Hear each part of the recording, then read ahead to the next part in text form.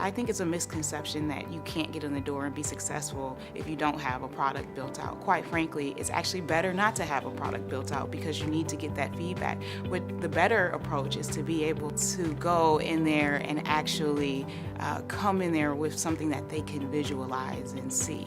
So if you come into the door with a concept that is on paper and you've actually went out there and maybe even created mock-ups that an individual can visualize, then they can also give you feedback about whether or not this is completely addressing your issue or addressing the issue at all. But having some kind of visual is great, but you don't necessarily have to have a physical product that someone can work through. You take that feedback that they give you, and negative or positive, and you make adjustments when you actually create a product.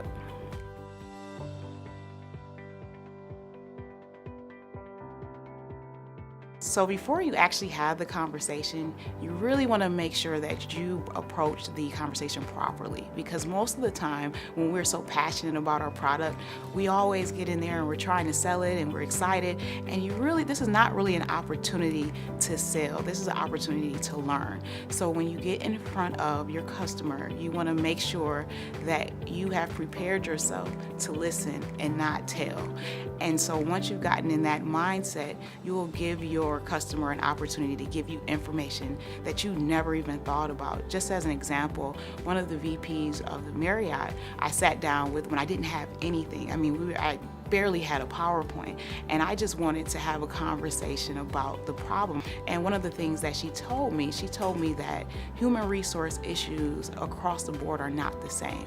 And you have to understand that when you walk into one company, the issue is not the same as another company. And so without me taking the position of I want to listen to you, I want you to be able, almost like your counselor, tell me about your problems, I would not have been able to get that information.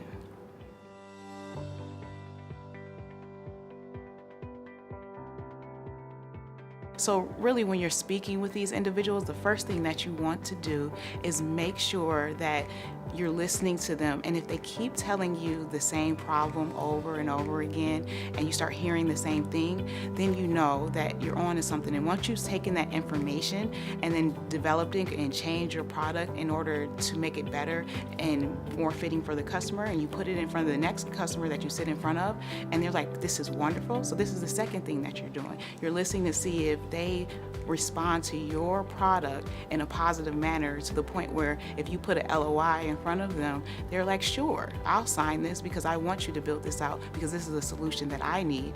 Then you know that you validated what you're doing, and it's safe to go to development of an actual product before you invest all that time and money into a guest. Now you're really sure that this is what they want.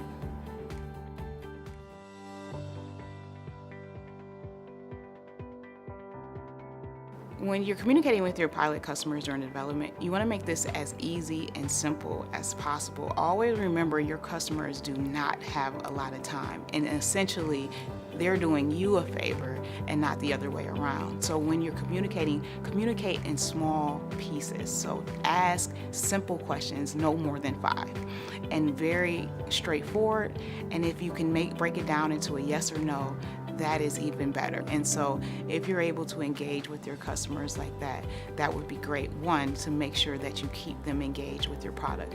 The second thing is, you also have to train yourself not to take in too much information, because what you will have is, once you've developed that relationship, customers try to make your product customer specific, and it can't become customer specific. It has to be something that you can scale to other individuals. And it's an art. It's something you just learn over time to say, hey, this is great feature set. I don't think that that's the core right now, but we will get to that. But you never want to say we won't do it at all. Customer's always right.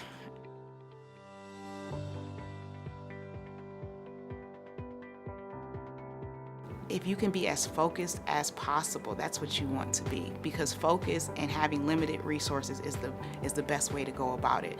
When you have limited resources, you can't address everything and everyone. So focus as much as possible, and once you focus and once you created a system, then you can scale that to anywhere, and you can make the adjustments as you move into other markets or you move into other industries. But you do not want to try to spread yourself thin. If someone comes up to me and says, everyone is my customer, I don't take them seriously, because everyone's not your customer. Everyone in this world will not like you, whether you're a person or a company. So that's the best way to approach it.